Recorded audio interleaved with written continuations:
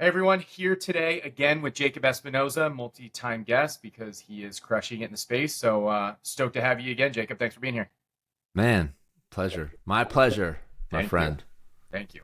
Uh, Everybody should be excited to have you on again because you are, you get. I don't know if you notice on my show you get brought up a lot, and on Twitter you get brought up a lot, which is great because you're doing something pretty unique that is really valuable. So in this chat, we're going to get a little more in the weeds on kind of what you're doing in terms of, let's just call it video in all respects, whether it's long form, short form, etc.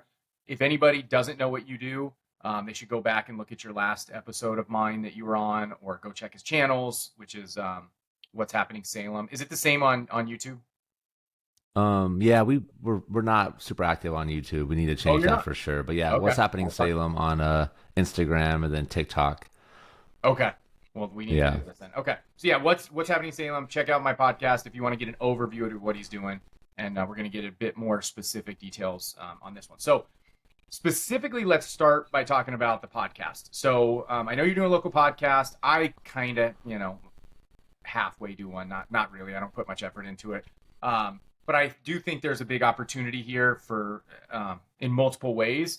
But I don't really know anyone crushing it yet. My current partner's starting to do it, but I'd love to know what you're doing. Maybe the high level specifically of the podcast side, and then we can kind of dig in on what you're doing specifically. Yeah, I love it, man. I think the benefit of the podcast, a lot of times it's the networking. Like it's the people that will come join you and have a conversation. It's really hard to grow a podcast. Like it's extremely hard to grow a podcast, especially one with a local focus, because there's only so many people in your community that listen to podcasts, and there's only so much percentage of that community that actually cares enough to listen to something up like local updates in the community. So there are other advantages though, in my opinion, that make it worth it. One is the networking, which you talked about a little bit, like being able to get the fire chief or the police chief or like the city manager or whatever person that you want to have a conversation with. When you become the face of your community and the person that's showing up consistently telling stories on Instagram, like social media, it's a lot easier to get that person to sit down with you and have a conversation.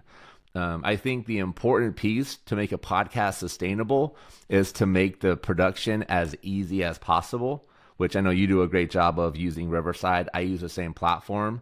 And now they even have a feature where they'll produce the podcast for you. So like you just hit a button and it will like share it to like all the podcast platforms. I think even YouTube is included. And this is like a brand new feature launched last week.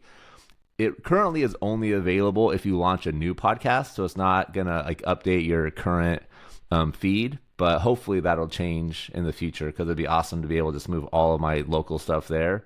But I think this will open up the door for a lot of people to do this locally, which is important because we need more people telling stories about their community. We don't have like teams of people at newspapers telling stories. A lot of cities don't have a local TV station doing it, right?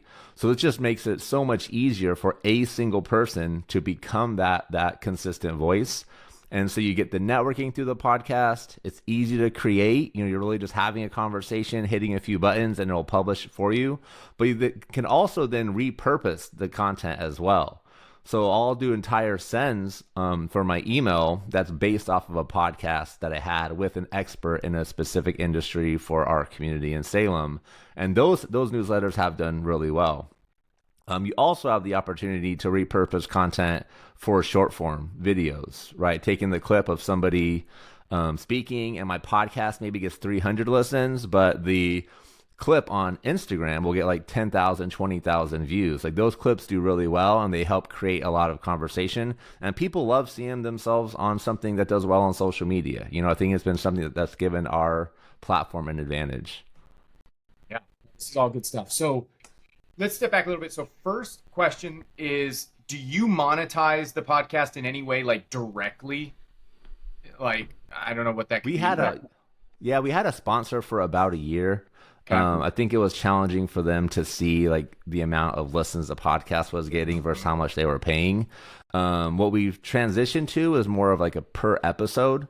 So if there's somebody that would mostly benefit from this episode, and it's not going to be necessarily the person that's the guest. I've done that a couple of times, but I've done this for a year and I've only done that 2 times.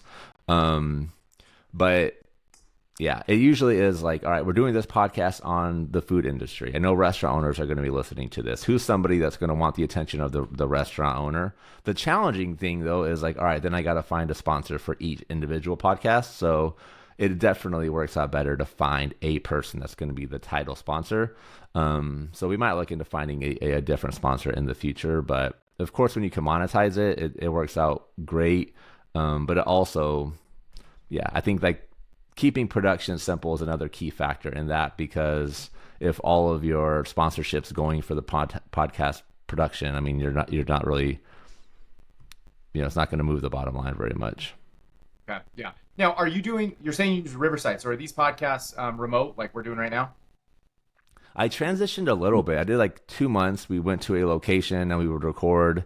And I mean, recording in person is definitely like preferred, but for me, the opportunity cost of how easy it is to continue to create it makes more sense to just record it on Riverside. I feel like the value isn't enough to justify only doing it in person. But if there was an easy way to just record in person, I probably would do that. Interesting. So it sounds to me like you're saying the monetization, the direct monetization of it, it's possible you can, but it's probably not the reason to do it. That it sounds like you're saying that the reason to do it is more indirect ways to benefit from it. Would you agree with that? Yes, absolutely. Okay. It's a chance to just have a deep conversation with somebody in your community that's influential, help share stories, which is important for communities in large, but then also will help provide consistent content for the Instagram as well. Okay. So when you think about, I think the first thing you said, which makes the most sense, to think about how someone could profit from doing this, does boil down to the, I hate the word, but I can't remember what you said, but networking, right? Which, like, building relationships, a better way to put it, with influential local people, whereby having a podcast, that is now they're much more likely to say yes, to want to connect with you and chat with you. And then the money does not come directly from building relationships. It comes indirectly when you have relationships with all these powerful or just interesting, unique, well-networked people who then all get to know you and see you're a smart guy and you're helping them, that then opportunities will come that will likely have monetization abilities later. Is that kind of how you think about it? Absolutely. And I think the reason it's so valuable is most cities just don't have the capacity to be good storytellers and talk about what they're doing, right? Like you see a hole in the road or like something's not working, and that's when you think about the city and like, man, why is everything broken around here? So it becomes a chance for them to actually share the stories of what's happening, the good stories, right? The positive things that they're doing in the community, which is valuable. And what I found is, even though my listenership, is that the right word even? But even though the amount of people listening is far less than my reach on Instagram or my or the newsletter, I have people who are like in influential seats that are listening to the podcast, which I think is valuable in itself. Yeah, totally. I think this is what you said, right? What I have done the few times that I've done some newsletters is a podcast, I'll put it inside the newsletter, like at the bottom. So inside of my regular newsletter, there's a podcast section where people can see it. And that even has the person's face on it and a little description. So in a way, it's almost like they're getting value out of that. Even if people don't listen, just seeing them on there. Like, is that kind of what you're doing? Or are you doing it like the whole emails about it? So I've tested with both. So originally we had one email send a week. And so I would include, here's a podcast, and it would be presented by, so it would be more visibility for the sponsor as well in the newsletter. So we kind of started there with a brief summary, but now we do 3 sends a week, and Sunday is the one that's kind of my send. And a lot of times that will be based off of the podcast episode. So we did one recently about just what it's like to be a restaurant owner in Salem, and like some of the taxes that are being proposed, and just like the reality of like things we're dealing with in Salem. And so we took that podcast, and I had AI just kind of rewrite it as an article. And of course I went back and made sure things were correct and kind of did some of the editing. But it was based off the information in the podcast. So we actually now do an entire send that is often based off the podcast interview. Okay. Interesting. Um, okay. No, that's so. Oh, this is what I want to ask you. It's actually not related, but I just remember that something I've noticed about what you do on the newsletter side that's a little different. You send your newsletters at night. Is that right? I send a like evening is when we send them. Yeah. Tell me about So that because send everyone sends them. Almost everyone sends them either in the morning. I think I know one or two people who send it like at lunchtime. I think you're the only one I've seen that does it at night. I'm curious what That's you're. kind of why I do it at night Yeah. because like so many go out in the morning. Like Hmm. we're kind of like the one you get after work is kind of how I Hmm. look at it. Um, and then I think it's just consistency. We haven't tested a ton, Yeah. Okay. but that was kind of why I did it, just as a way to kind of stand out and not just Yeah. not get so lost in the morning email sends. Okay. Yeah. No, that's interesting. I could see that being valuable, but also like trying to test it and figure it out. Again. But Yeah, if it's working, it's like why yeah. mess with it if it's working? Yeah, our open rates are pretty good. We're like 55% on Oh wow. average. I'm sure Okay. some people are better, but No. That, we did do like a pretty good we did a pretty good scrape as well, which kind of cost some of the numbers, but there's a lot of people that hadn't been opening it. So I think that's helped with it a little bit oh, as okay. well. Something else I did, just like on the topic of open Yeah. rates, is I like just screenshotted emails because in Beehive you can like see the subject and then the open rate as well.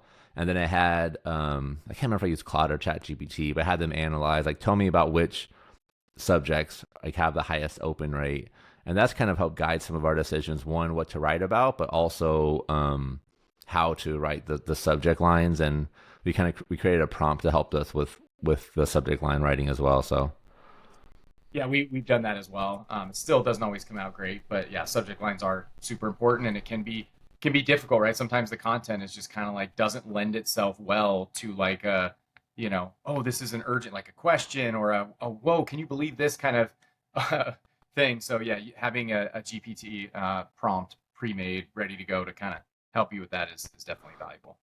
Um, yeah. nice. All right, so back to on the podcast side, how do you um, how do you get the guests? So, obviously you're already, past where almost anybody probably listening to this would be. So the answer may be different when you're just starting out. But at least let's just start with right now. Like, how are you getting people to come on? Are you reaching out to them? Um, Are you getting enough inbound? Like, what are you doing? Yeah, I think now like we have enough of a presence in our community where we can generally get somebody on, unless somebody is just sensitive about being on media in general, especially when they don't have control of like how it's being edited. Um, for better or worse, when I started the podcast, I was probably too nice with all the guests, where I didn't really ask the hard questions, and that made people more willing to be on. So I think there's definitely an advantage, but also a lot I'd get kind of shit from the listeners of like, why are you so nice to everybody? Like you need to be asking more questions. So I've definitely evolved and grown, and I think I'm better now about asking some of the tough questions. Um, but I think when you're just getting started, I mean, think about who you know. It doesn't have to be a perfect guest. It doesn't have to be the perfect time. Just like figure out a way to get started. Because it's going to be a lot easier to get guests once they can see like what the work looks like. So if you want someone to be on a podcast and you can show them like here's what I do, and they can see, all right, this guy's been 12 episodes in, he's or he or she is making it happen, and I can listen and tell that he's putting thought into it, and it's not like this is a product I would want to be part of. That can help a ton, especially when it's a brand new product. So just starting out with like who do you know, and we all know somebody I think that would be happy to talk about their city on a podcast. And I mean, that's one of the benefits of what we do, right? Is like, what is it that we're covering? Technically, we're covering everything local. That means anyone you know who lives where you live technically could be a guest, assuming they have Yep. an interesting story. So that's good. I also the other thing, if you're listening and you already have a newsletter, I mean, you post about it at the top. Hey, I'm going to be launching a local podcast. If you want to come on, or if you want to recommend somebody, click here or reply to this email and let me know. I've done that, and you get some inbound from that as well. So, um, Yep. I had even put, I think I took it away now because I actually don't want to do it as much right now. This is more important for me, but you can have a link at the bottom, have like a booking link. Just like let people, but if you're really needing guests, just like say, hey, if you want to jump on the podcast, here's the link, book it, and it's like done deal. Now, sometimes you may get somebody, not ideal, but Yeah. I've had a few, and it's like it works out fine. It's not ideal, but it works out fine. So that's another thing. 100%. Yeah. Yeah. And even then it's like an hour to get to know somebody and like Yeah. Yeah. taking Exactly. time to expand your network when you're just getting started, like for sure. Yeah. Yeah. Totally. Love it. 100%. Yeah. Okay. So let's talk a little bit about Instagram, or even the combo here. So you are publishing shorts from these podcasts on your social media channels. Yes. Okay. And Yeah, those, I think yeah, go ahead. those generally do very well. They do. Okay. It requires an editor who understands how to do that, though, Okay. because there are a lot of examples of podcast clips that just don't do well because they're not really made for Instagram. It's made as like a hype reel for the podcast. And so it's like you're trying to like gain interest and it's almost like a teaser, like this episode's coming up. But like that stuff just doesn't do well on social right now. You really need to give somebody value and post something that's going to create some sort of a conversation in the comments. And so that usually means that it's like the person talking about something that's a hot topic in your community in the moment. But then also you want it to feel like it's not long enough as opposed to feeling like it's too long. Like you want people to leave that reel like feeling like I want to know a little bit more about this, or I wish I fully understood this person's perspective to some cases, and you can leave some of that details in the caption so they'll read it. But that approach will make it more likely for someone to actually leave a comment and ask a question or like share a thought. Because I think if a reel is just too long, like even a minute is too long for Instagram right now. Like you really got to shoot for like 25, 30 seconds, sometimes maybe 40, depending on what the topic is.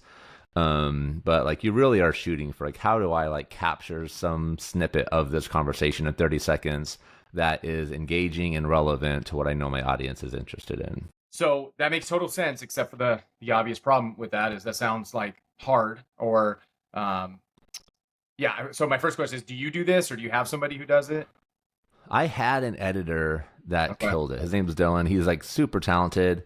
And when I had my podcast sponsorship, like most of that money was going to him to like pay for the podcast production and to do the clips, the reels every week. And he did like some other editing for me as well. It's kind of part of the package. Um, but he was great. Like he's the best I've seen as far as like taking a podcast video and I could just like send him the link and then finding the piece that is like, all right, this is what's going to work really well on social. I'm working with a different editor now, and they've done a few reels where I just like send them the clips and they make it, and it's not the same. So I'm just realizing with them, like you have to give more guidance, and Oh, I think that's kind of where it's probably just like I think for any creative industry, if you're paying less, you'd have to expect to like take on more of the legwork and be more specific with what you're looking for. But that also requires that you yourself know like what's going to work well. Um, but yeah, if you can find an editor and like Dylan and just like pay him to do it, like that's definitely the ideal situation for sure. yeah, because I know I've tried this before, and I think maybe what you're pointing out, what I found is I don't think it's that difficult to find a cheap person who knows like the skill of editing in terms of like the technical side. But Yeah, of course, if they're overseas, the hard part is them picking the right material, like, and actually making it engaging. So like it can be high quality, yet still not good because it's like it wasn't interesting, it wasn't relevant. They cut off. I mean, I used to have ones where like the point was at second 40 and then they like cut it at 35, and I'm like, but I was about to say the whole point of the thing and you like cut it there. yeah. And that, so then to your point, then you basically have to do that, which you meaning anybody listening to this, us could do it. It's just now it's more time consuming, And right? I would say even like people in the states that are doing it, I don't think that's an overseas specific thing. I think Yeah. it's just like a talent development where like somebody's not to that place yet. Where one, they don't understand potentially your vision and like what your audience is going to want in a clip or is going to be engaging for that audience. Or also they just might not understand social media well enough to like create something that is going to be engaging. Yeah. Would you say when somebody's starting out, I mean, this is even relevant for me because I haven't really been doing cutting these and putting them on social. I haven't been focused on social yet, even though I want to because I need to do what you're doing. But would you recommend somebody worry about this when they're just starting? Like if you're starting from zero or whatever, very low, and you had somebody who could cut you 4 clips that were like, let's just call them fine, would you post those, or would you recommend people be more cautious and only post what's like actually really good? I mean, I think like posting is always a better response, the best action. It's always better to take an They don't imperfect action than no action at all, because you can just sit in a room and like look at the reels forever and never post anything. But if you post those 4 clips, you at least can learn something from those 4. Like, all right, which one did the best? What was a little bit different about this? And it gives you kind of a jumping off point. And I think also then you start looking at other Instagram differently when you're in it and you're actually posting consistently, and you're more intentional about like, okay, why did this one work so well? Like, okay, I got this interview. Like, what can I take from what I learned watching this, podcast clip that did really well and like apply to my project? I think once you're in it and you're actually like going through the learning curves, you learn a lot faster from what you see. It's like the do, learn, do, or something, like do, learn, fail, or something. There's some sort of like a cycle. I can't remember exactly how it works, but it's just like it's the upward spiral where like if you're putting in work, you're learning, and you keep putting in work, like you're just going to continue getting better. So like post the clips. Short answer to your question. No, that's. I mean, I think that's kind of generally good advice for almost everything we're doing, and probably just in life, right? Which is just take action, because that's the best way to learn, is when you've actually done it. Then you can review it and see what you did well, see what you did poorly, what you can do better. Yeah. If it's all just in your head analyzing, you're not going to make the progress you make when you just start. I mean, that's just true in so many ways. So I think you're right. 100%. Okay, that's Love great. it. All right, so on the green screen stuff. So again, probably the coolest thing that you've done that's really having a big impact, I think, for you and your community. Plus, a lot of people watching this right now, I know, are consulting with you, or some of them are just trying to copy you. So first of all, congrats on like kind of starting this. I don't know what you call it, a trend or a style or whatever it is. So maybe quick update on how that's going. Anything kind of new since we last talked, just about this concept? Yeah, give me an update.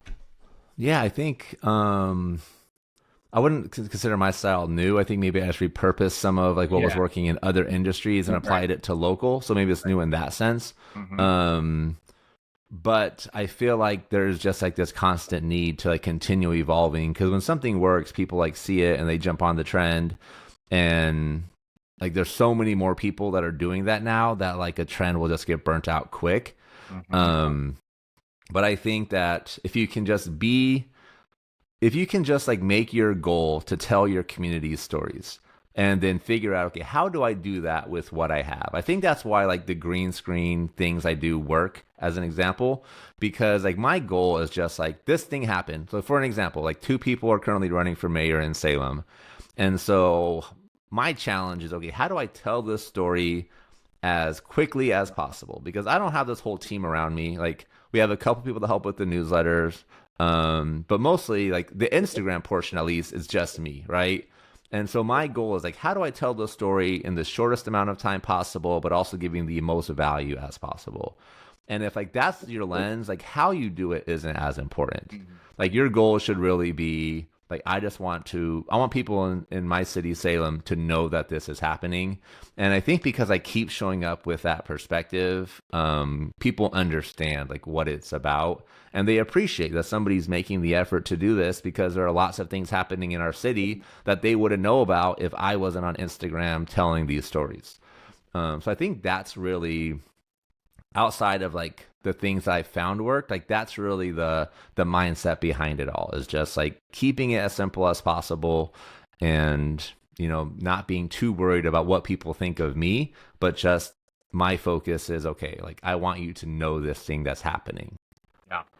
Yeah. I mean, working within constraints too, that, right? Like it's almost the green screen thing, it is easier for you, right? Than like going somewhere. Oh, this story is about this building somewhere. Like most people's instinct, including me. I remember when I thought about this, 6-9 months ago, I was like, oh, I got to go to the building and go film it and go do all these things. And instead it's like, hey, what can I just do to provide value quickly and easily? Because then you'll actually do it, right? If it really took hours and hours to make one little reel, you probably won't do it. And now you're, again, back to zero because you didn't take action, right? Yes. And the other piece to that, and it's why what all of us are doing is so valuable, is that the sponsorships that come in, it's really aspirational. Like they appreciate what we're doing. They want to support our vision and the work that we're putting in to help our community, because we can't compete with like Facebook and Google on a per click cost. Like it's just impossible. You know what I mean? Yep. And people that come to us, they understand that like, all right, I understand I'm not going to get like the same clicks per dollar that I would get if I was working with this other brand, but I want to support something that's good for our community. I want to support this person that I can tell cares about me and is looking for creative ways to provide value. Because we really have to lean on that, like I think a big reason why papers died is like everybody moved their ad spend over to Facebook and Google, you know what I mean? Because it was way cheaper to get eyeballs there than it was on a like insert that you're putting in somebody's Sunday paper. So like we really have to rely on that, and that requires that we live our mission, every single day in the work that we're doing. But also not downplaying the skill set that's involved and the fact that like we're doing the creative work for you also. I'm gonna make content, whether it's a newsletter ad or it's an Instagram reel or whatever it might be. Like I'm also gonna be the person that's gonna be putting that creative together and working with you to make sure that we're shining a positive light on your business. Yeah, no, that's awesome. So tell me, how many on average? How many are you doing a day? Reels? It varies, but I mean, it probably average of 2 a day. 2 a day.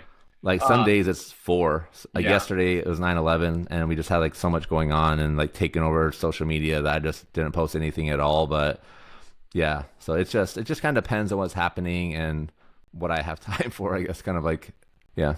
How do you think about sponsored reels? Because I think a lot of people kind of get the, how you would sell ads, right, in a newsletter. But how do you sell ads or sponsors in relation to Instagram? How do you do that? How do you think about that? Yeah, so we have a package that we do where it's like we'll do a reel and a newsletter spot for you once a month. It's been going well. We just raised our prices actually, and those are the easiest to sell, to be honest, because we do have a lot of attention, and you have the social proof where people can go back and look and like, all right, this person does have a lot of followers, but also there's lots of engagement. I can tell this person didn't buy it, but they can also see like who is following you. So they can say, oh, like my friends are following this person and they're liking his post. And so I think that helps a lot in that conversation. But also people want to be relevant on social media. And so through the last year or, a little year and almost a half now, which is wild to think about, I've developed a skill of creating content. And so that's something that I can add as value as part of what I'm doing as well, where it's not just the distribution of 40,000 followers, but it's also me making a piece of content that is representing your brand that will be engaging. How do you, well, so, okay, before I want to know how you make these kind of videos, but also how often do you think about putting them? Like, would you do, one every 2 days, one every week? Like, if you had enough advertisers, like, is this something you kind of plan out, or you just randomly, when you've kind of got one and you haven't done one in a while, you throw it up? Or are you conscious of that? Yeah, so we have our like business collective. So it's a group of businesses that support us every month, which I'm super grateful for. And so they get one a month. So we try to space those out as much as possible. But then we'll have one-offs that will come in. Like there's an event coming up that somebody wants to do a paid reel for, or a business will reach out that's like, hey, we got these things happening. We don't really want anything long-term, but we'd like to do something with you, for the next couple of months. And as long as the content's entertaining, I haven't noticed too much of a backlash. I think people understand like this guy has to make money somehow. There are the outliers, and that's fine. But I think the goal is that even when it's an ad, it doesn't feel like an ad. It feels like just another piece of content.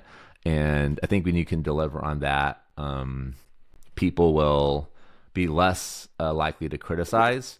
I definitely do make an emphasis though if I'm like 3 days in a row I have an ad, like I'm going to probably do 3 posts each of those days, because I want to make sure that I'm over indexing on the value and it doesn't feel like, all right, he's only posting ads. It's this is pay to play. Like the only can be involved is to pay, because it still is a very small percentage of my posts are sponsored overall. But I do definitely, like when I know I'm going to have consecutive days with something sponsored, I will make sure I do at least like 3 posts on those days. So there is value that's kind of balancing it out for the audience. Nice. And as far as you're saying, so you try to make them essentially as engaging as possible for obvious reasons. But how are you actually making these? First of all, like, or I don't know if you want to give me an example, but I'm trying to think like if a med spa came to you and was like, oh, I want to do like, do would you actually go to the med spa to make the content? Would you have them send it to you and you just kind of edit? I don't know. How do you actually make content? It kind of depends on what it is. So like an example is one we just did was a rodeo that we promoted, and they're like, people don't really look at this as a family event, but we want it to be a family event. So I asked them like, hey, do you know any families that have gone recently?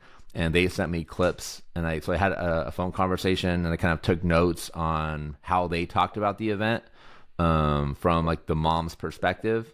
And then they were nice enough to like send me videos from last year's event. So I just kind of took her phrases and took clips of the videos and pictures that she sent me, and we posted a reel about it, and it did pretty well. I think it's like 15,000 views currently. I want to double check that really quick, but yeah, those sort of things do well. And the other thing that like if I have one that flops, like I'll usually do a make good of like, all right, that one didn't do great. Let me figure something else out for this. I can't always guarantee that like people are going to buy the product because there's lots of things. It could just not be a great product or something that's not the market's not interested in. But if I can at least deliver the attention and like deliver it in a way that has a clear call to action, I can feel good about it. Yeah. Yeah, no, that's cool. I think that actually is good, is trying to do at least one, you call it make good. Like, okay, if it didn't go well at all, try to do that. Because again, you're in a small community, you want to do the best you can for people. You want to, build that reputation as being, honest and genuine. Again, I wrote on Twitter recently about finding out that's at least one of the magazines sort of around me, I think, I've heard is like not even sending as many magazines as they're claiming they're sending, right? And so even though we're not in the magazine business, but just the general, hey, we market to local people for you, I feel like a lot of these business owners maybe, whether they actually get scammed, like that's an actual scam, or just they pay for something and the person promised them, oh, well, you're going to get so many leads or views, and then you don't.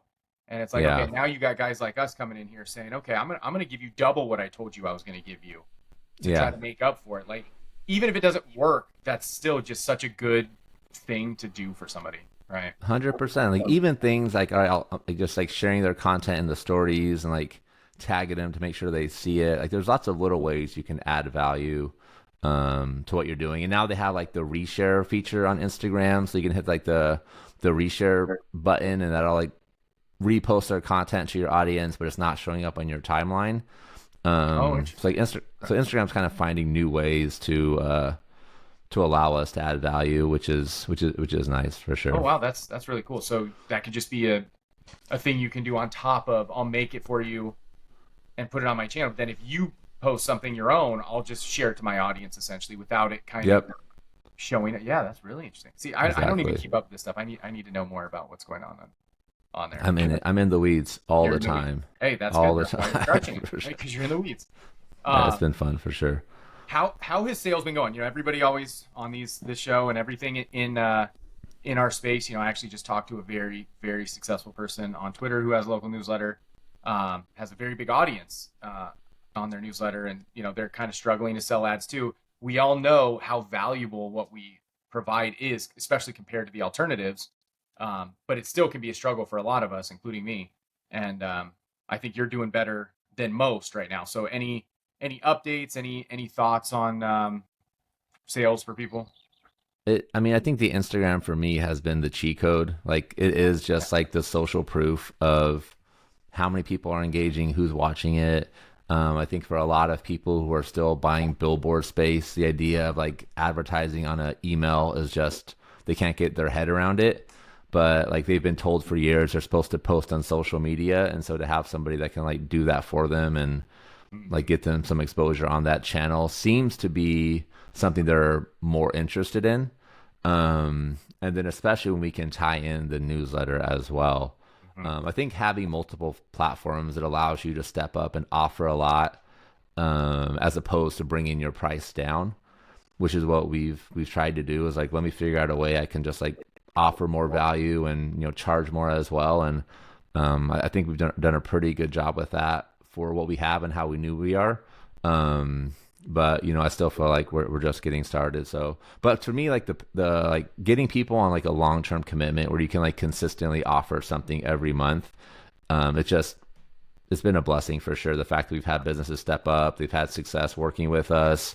Like I think I can't remember if I shared this on our last podcast or not, but we had our title sponsor actually drop off, and like that same week, one of our other sponsor had asked, like it was literally like Tuesday. They're like, hey, like we're gonna hit pause for a little bit. We're kind of like doing some restructuring, and I was super grateful for them. So I was like, yeah, no worries at all, appreciate it.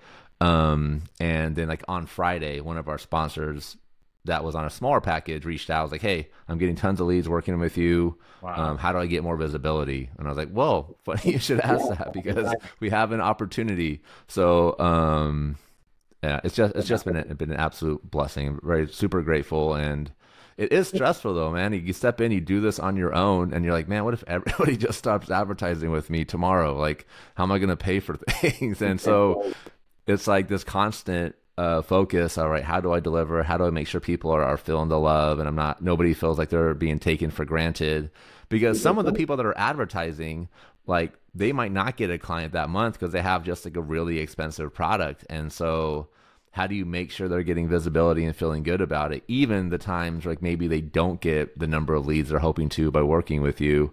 So it's just like constantly like staying in touch, being transparent with how things are going, I think is another big piece of it. So Yeah. maybe a long answer to your question. No, But overall, cool. things are going good, Yeah. but there still is that like stress of like, all right, I got to keep like delivering, making sure I'm continuing to offer you value so that hopefully things will continue to go good. Yeah, no, for sure. You had mentioned about, I think you said packages or whatever. Just thinking of, I think what you meant was like multi-channel newsletter plus Instagram.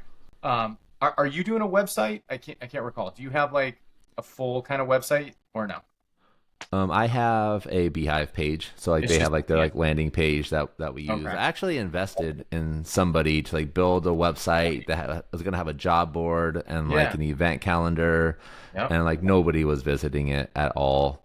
So Really? like it was ended up being an expense that didn't have a return on Okay. investment, but it's part of the learning curve, and now we're Yeah. kind of like Yeah. sticking with what's been working well for us.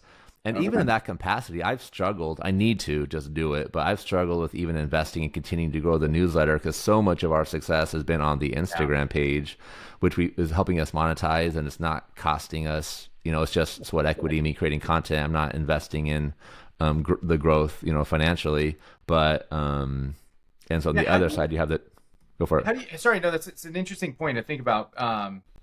How do you think about that as far as, okay, you already said this, right? Instagram seems to be what people are most excited about, and you're all the things, right? It's public facing, and it seems to be working in that way versus the work slash cost of the newsletter. um, you know how do you think about that as far as the effort it is worth to continue to grow the newsletter, or the cost, or not having it, or I don't know, how are you thinking about this? I think there's like the constant need to just like keep a pulse on like what people are paying attention to, where people are at, because it's not always going to be Instagram. It's going to pivot at some point. Something's going to happen, and people are going to go somewhere else. Like there's this constant like evolution of social media where people kind of like bounce around or something new comes out.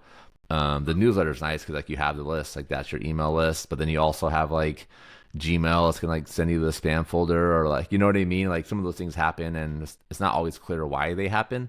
So I think it's like overarching. It's just like, all right, keeping your attention on the things that you can control, which is, all right, can I keep a healthy email list? Can I make sure that like I'm doing the things so my open rate is as good as possible, and I'm creating it as engaging as possible, delivering value, because there's lots of things on the algorithm side I can't control. Same thing with Instagram.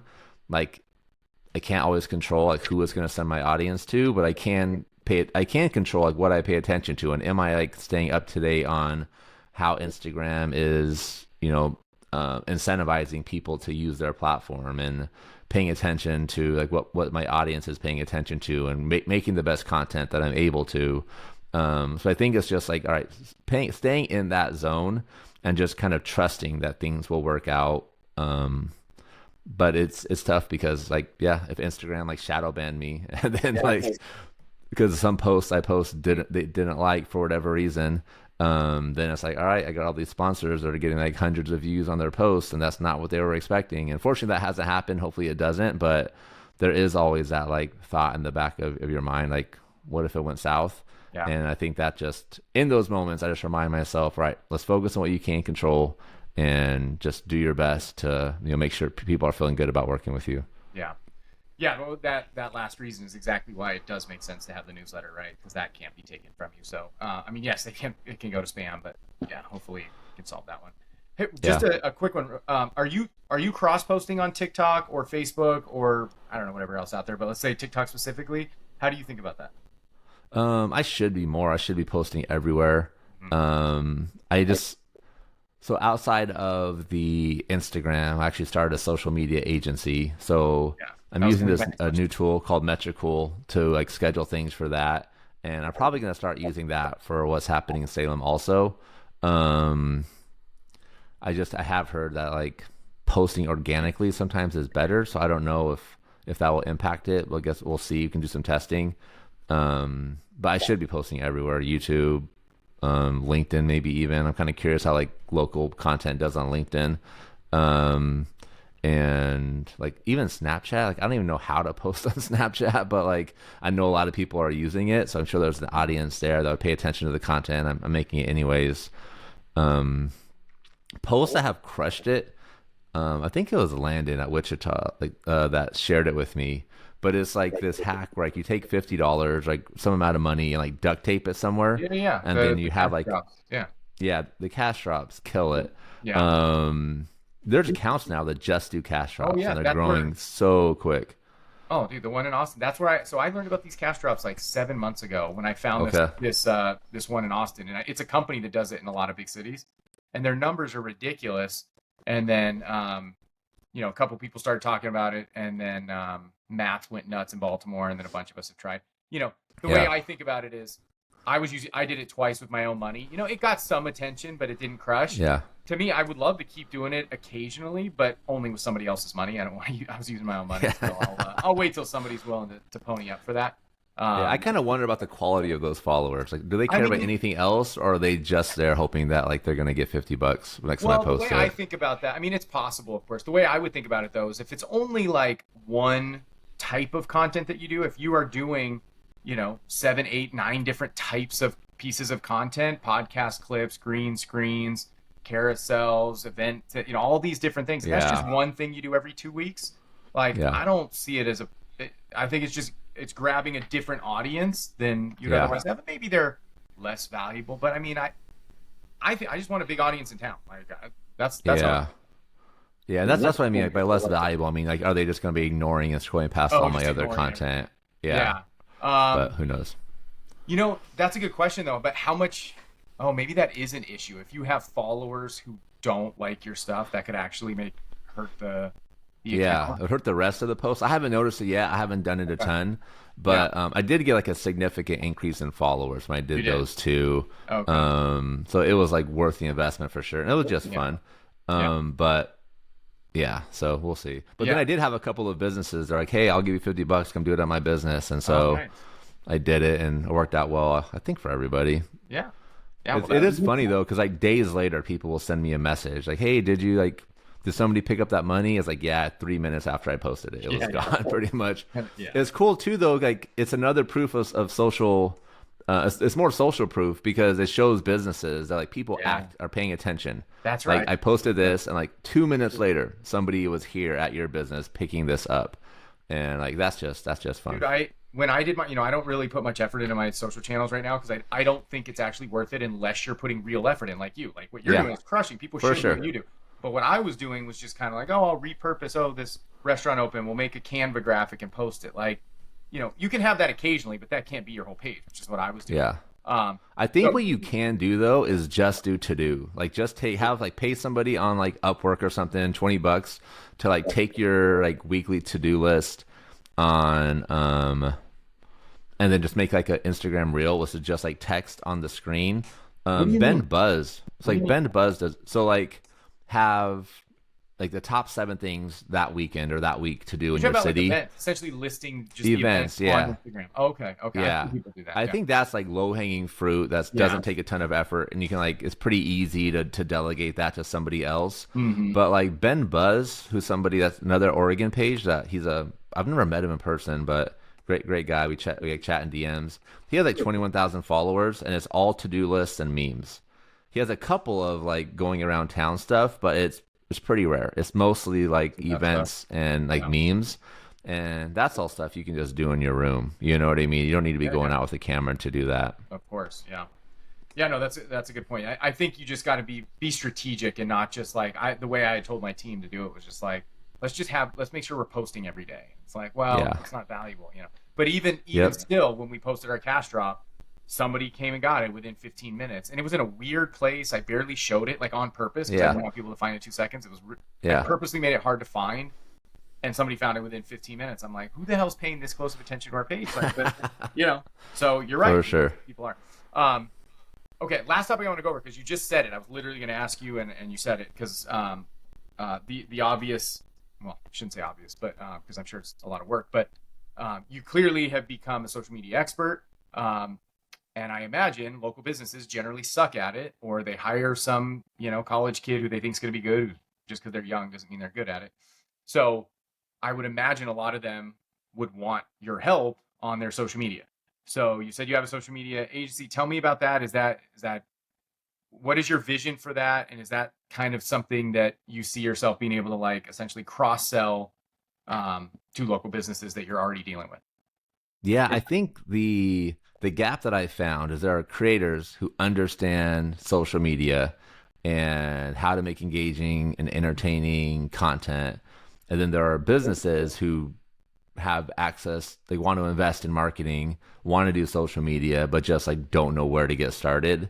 And so my vision for this is we have an agency that connects creators to businesses and allows them to, like, I'll be like more of a coach, right? Like helping out with some of the strategy, talking about what's working and what's not working, but essentially having a team of creators that goes out and like tells stories for our community, marketing a specific business. And so we have a couple people we're working with right now locally that have done a great job on social, growing their own channels. So you kind of have the social proof. They know what they're doing, which makes it easier to sell to the businesses as well, where not only are you going to get distribution of what's happening in Salem, not only will I be available to help support, but you also have this creator that is great for your brand because like the person is exactly who your target market is going to listen to, creating content for you. And it is a larger investment than I think some people are used to. Like restaurants are an example of an industry I'll probably never work with because like their margins are just so slim, and I just don't know if they can afford like the type of investment to like really have a creator stepping in and dominating it. But that's the vision for it, is just like pairing creators with businesses, because I'm not going to be the right face for every business. You know what I mean? But I can probably find you somebody that would be, and I can help make sure they're set up for success and are delivering consistently. Because the last thing you want as a business owner is to hire a social media agency and then be like, where's the content? You know what I mean? Like we had this agreement, like you want to be, you know, pretty hands off with that if you're making the investment. And what we found is we actually charge less than what a lot of businesses were paying somebody to do it.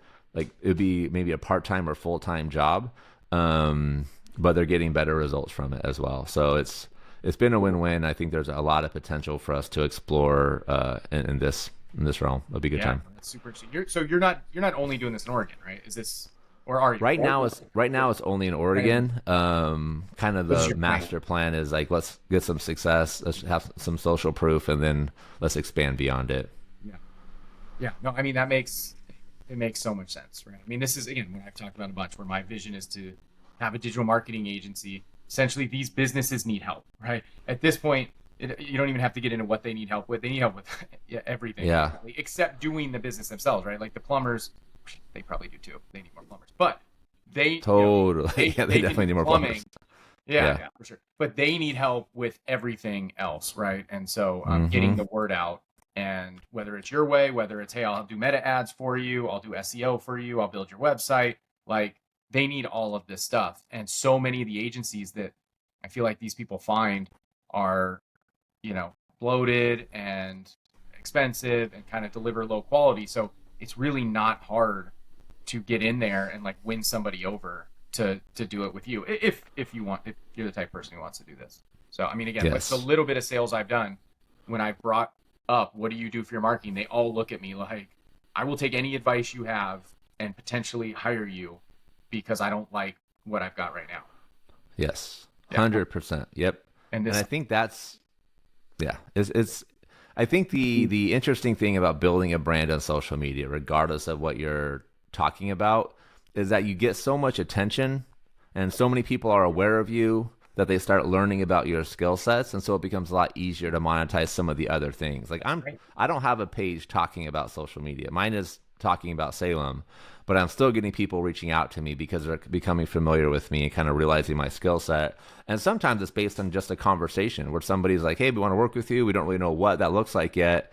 And me not coming in with the mentality of I'm going to sell this person an ad space, but I'm really like, all right, let's see what they need help with. And let's see if I can figure out a creative solution. And so now I've had enough of these conversations that I realize there's just a gap in people that understand how to like do social media in 2025 because it's different than it was in 2020. So let's figure out a way to help some people out. Love it. That's great stuff. Jacob, this has been awesome. Tell everybody, I know you're doing coaching. Yeah. Well, yeah, just tell everybody what you're doing, how you can help if they're interested in getting really good at social media.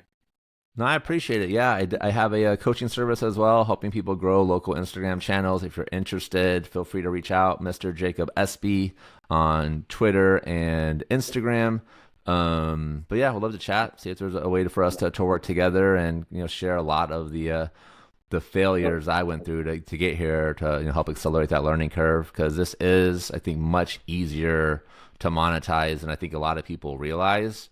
While we were on this call, there's somebody I started working with 2 weeks ago that just reached out that somebody it wants to be a title sponsor to like help me have this conversation. And like they have like 250 followers on their page, but they're creating good content. So people are seeing the potential in what they're doing. Yeah, no, that's great. Perfect. Well, appreciate you, Jacob. We'll talk again soon. Take care, TJ. Yep.